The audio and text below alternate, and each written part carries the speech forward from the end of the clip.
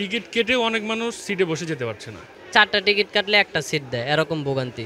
যাত্রীপক্ষে তো ভোগান্তি হবে, কেননা এটা ঈদ উপলক্ষে অনেক ভিড় থাকে আর সবসময় এটা ভিড় হয়, কিন্তু এখন ঈদের উপলক্ষে আরও 4টা টিকিট কাটলে একটা সিট দেয়, এরকম ভোগান্তি। মানে একটা টিকিট কাটলে তো একটা সিট দেওয়া উচিত, এত সরকারের করা।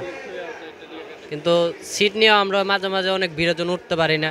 আবার অনেকে আছে যে এত সিকিউরিটি দেওয়ার পরে যে ওদিক দিয়ে চিপা দিয়ে আসে, এদিক দিয়ে আসে, তাও না আইনগত ব্যবস্থা আছে, তাও অনেকজন মানতেছে না।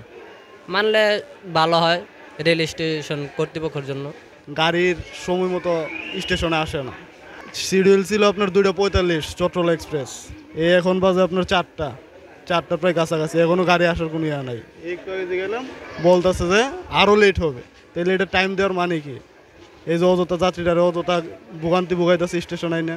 মূলত টিকিট কাটিছে আমি আপনার মনে করেন 1:30 বাজে, তো বলেছিল যে 2:38 ট্রেনে টিকিট আসবে, এখন পর্যন্ত আসা কোনো খবর নেই। এখন মনে করেন 3টা অলরেডি 1 ঘন্টা রেট হয়ে গেছে, তো আমাদের তো বাড়ি যেতে হবে, এখনও তো কোনো টিকিটের খবর আসে না, কিছু বলতেছে না, এই হইল একটা কথাবার্তা। তো এটা তো অবশ্যই এটা সমস্যা না, আমাদের তাড়াতাড়ি যত তাড়াতাড়ি বাড়ি যেতে পারবো ততই তো আমাদের জন্য ভালো, তাই না? তো এখন ট্রেন আসে না, তো আমাদের তো কিছু বলতেছে না।